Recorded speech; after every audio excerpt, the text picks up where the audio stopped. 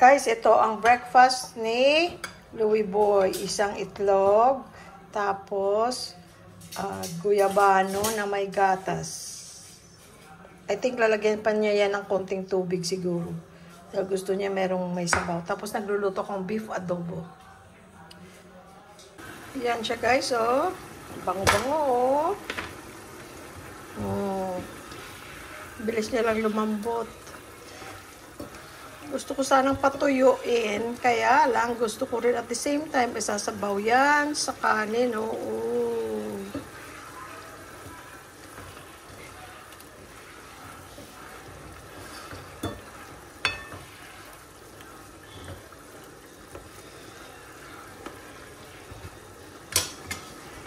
Diba? Bango.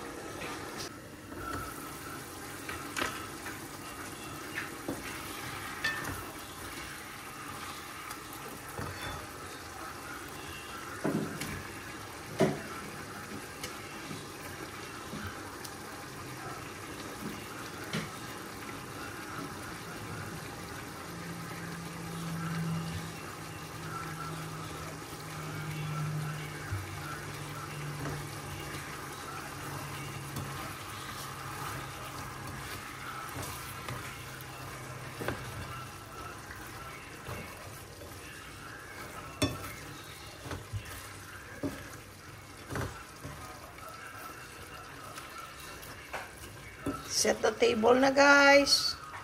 Kakain na. Yun dati, lagi ko sinasabi sa mga bata, set the table.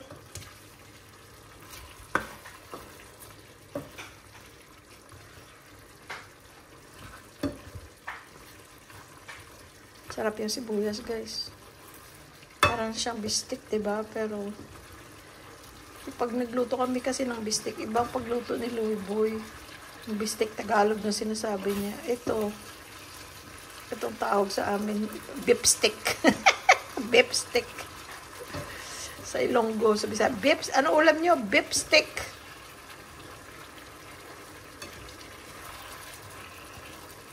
Ayan. Uy, sarap yan guys. Wawawi. Kain na.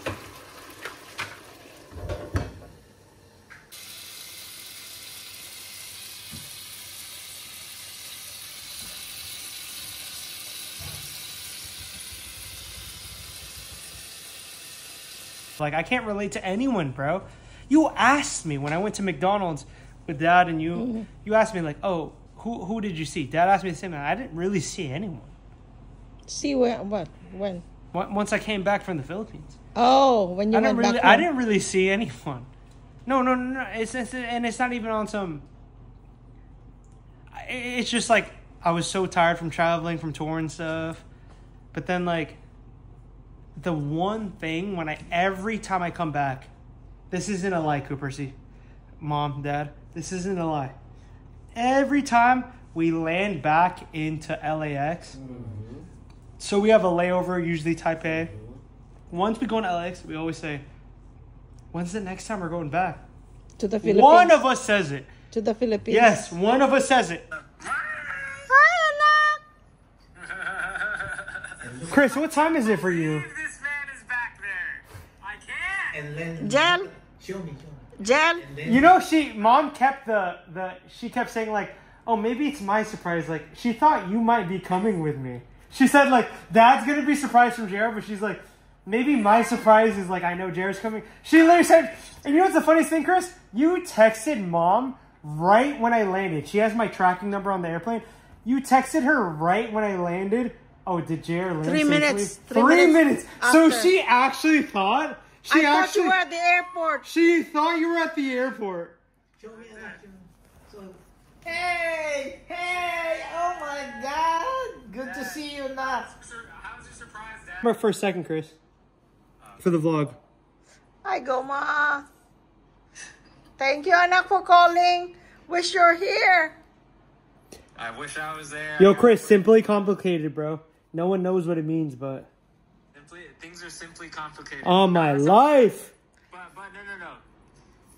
But truly, I wish I was there, but like what Dad said, my spirit's there. I'm there in spirit, and I know JR being there is already such a big surprise and a blessing. So enjoy it. I'm gonna keep in contact with you guys.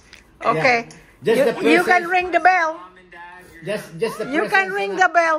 Mom said you can ring the bell anytime you want to come.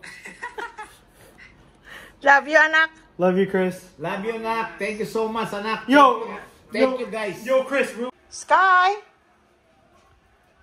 where you going? Where'd you go? Come here. Are you tired yet? Ha? Kanina ka pa? Halika na. Sleep ka na. Sky. Tinulugan ka na ni JR, oh. His simple request. Filipino hot dog and eggs Onion. and onions. Sibuyas. Sibuyas! Next request ni JR, longganisa at saka pansit canton. Filipino at saka itlog. Happy na naman ng JR. May bago kang toy?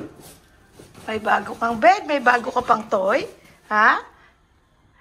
Anong toy mo? Lalagyan ng ketchup? Parang kang dumidede, oh. Parang kang dumidede, oh. Oh. Good morning, world!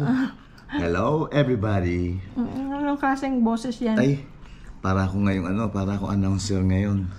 Hello, it's every one of you. Thank you, ate, sa padalang food. Meron pang ube dyan, no? Na drink. Oh. Tets, kain na. Kim. Ate. Meron pa kaming, ito si ate rin ang padala nito, eh, no? Yung paksiw. Tapos, Tapos, sa Bacolod. ano tawag dyan? Tofu. Sisling tofu. Salpikaw. At saka kare-kare. At saka bibingka. At saka yung ube drink. Tapos, ang tira ni JR na hotdog. Kain tayo, guys! Hi, guys! Luto tayo ng beef. Pinakuluan ko na yan. Hinugasan ng mabuti kasi maraming mga dumi-dumi, mga dugo-dugo. Simple lang ito, guys. Pwede mong igisa ito, pero ako, lahat nilalagay ko na. Lalagay na natin lahat. Sibuyas, bawang, sinishare ko lang, guys, kung paano ko niluluto kasi syempre, hindi naman ako cook. Kayo dyan, mga magagaling kayo magluto for sure. Pero ako, ito lang style ko. Tomato sauce. Gusto ko tong Filipino style kasi medyo may namis na.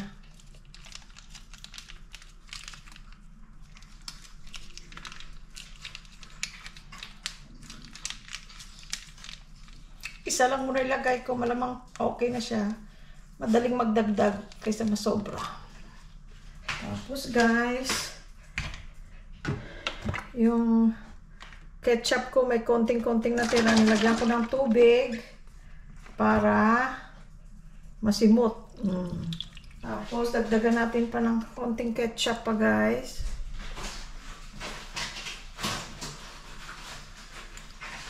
Kasi iba rin ang sarap na ng ketchup. Tapos, pineapple. Kung gusto niyo, pag gusto kong yung panghanda o whatever, nagtitira ako ng pineapple na para makikita mo yung pineapple. You know, pagka malapit ka nang matapos magluto, idadagdag ko. Pero ito dagdag ko pa ang palasa. Pag na, na yung mga pineapple dyan, na luto na with the beef, Kasi palalambutin natin. Lasang-lasa na yan. Lagyan natin ng paminta.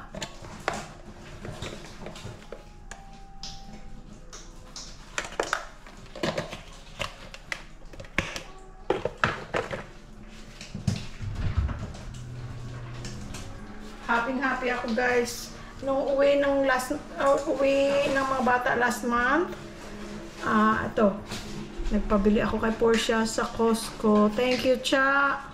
Siya laging pupunta sa Costco, bili ng mga vitamins namin para dito kasi mas mura doon. Ayan. So, kasi ito hindi siya tumitigas guys kasi meron siyang parsley, merong sa Costco ito, asin na. Kaya alalay ka na sa asin kasi may asin na to eh. Kasi yung purong garlic powder sa weather sa Pilipinas, tumitigas. Yan lang muna. Tapos buhusan natin ng tubig. Pagka hindi masyadong mapula, later lagyan ko ng tomato sauce. But for now, yun lang. Kahit marami ang tubig guys, okay lang kasi mawawala naman yung tubig mamaya. Mamaya ko na siya hahaluin pag kumukulo na. Hayaan mo lang muna dyan. Kasi ang ating kaldero ay hindi siya ganun kalaki. Kaya hindi na ako nag-isa kasi mahirap mag halo-halo. Mga malalaki kong kaldero nandun sa taas. Tingnan nyo guys. Ayaw doon sa taas ang mga kaldero. Ayaw ko nang pumunta pa doon. Wala namang handaan. Si Percy lang naman at saka ako kasi Louie Boy ang kakain nito dahil kasi si JR hindi kumakain ng mga ganon din si Angel yung may mga buto-buto, litid-litid, ayaw niya niyan. Gusto niya lean meat. Ayan na guys. Pakuluin lang ng pakuluin hanggang sa kumatas, hanggang sa lumambot, sa gusto mong lambot. Tapos magiging saucy siya, syempre. So, kung how thick yung sauce na gusto mo. Tapos, kung titikman natin kung ano pa ang ating idadagdag. Ayan guys, kumukulo-kulo na. Haluin ko muna. Masabaw yan guys ha, pero mamaya matitikin. Kalimutan ko guys, ang isa sa importante, pickle relish. Lagyan ko.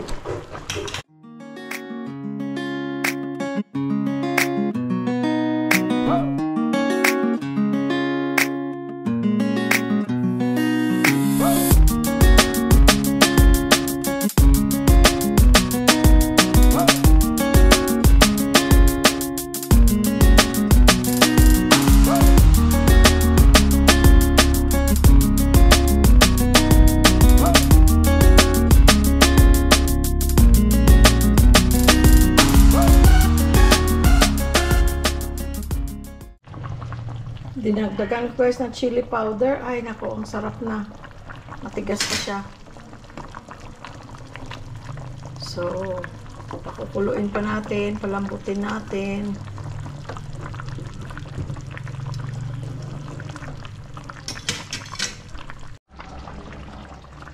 Usually guys, pag ganito na, pwede ko na ilalagay yung patatas na pinirito mo sandali, carrots, yung ganyan, bell pepper, pero ako hindi naman handa. Hindi naman pang bisita. Kami lang naman, hindi ko nalalagyan. May patatas ako doon, carrots, binili kahapon. Pero, meron kaming, doon, yung buto, yung tuhod ng baka.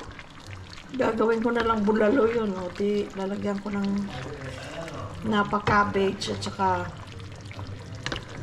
carrots at saka patatas. Ito, wala na lang kasi ito pa lang ulam na yan.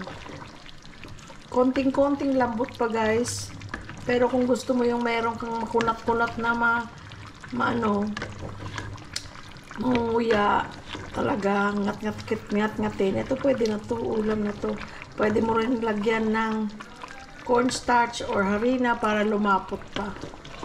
Pero ako hindi na kasi pagka ano na yan, malamig na o hindi na yung kumukulo, ano na yan, palapot na yan. So hindi ko nalalagyan.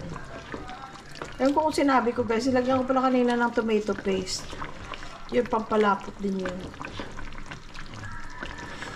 Tapos ilagyan ko ng konti pang asin. At saka lagyan ko ng Knorr cubes. Ako kahit beef, chicken cubes pa rin ilalagay ko. Pwede ring beef, pero ako nasanay ako. Nasasarapan talaga ako pagka chicken cube. Kaysa beef cube. Iba ang linamnam niya. Meron pa pala yan guys, hindi ko nasabi siguro. Yung bay leaves. Isa lang nilagay ko para hindi strong. Pwede mo ring lagyan ito ng liver spread, parang kaldereta na. Tapos lagyan mo ng olives o kaldereta na yan, pero hindi ko lalagyan. Yan lang siya, para siyang mechado. Pero pag natikman nyo guys, ito ang pwede ko ipambato na ulam.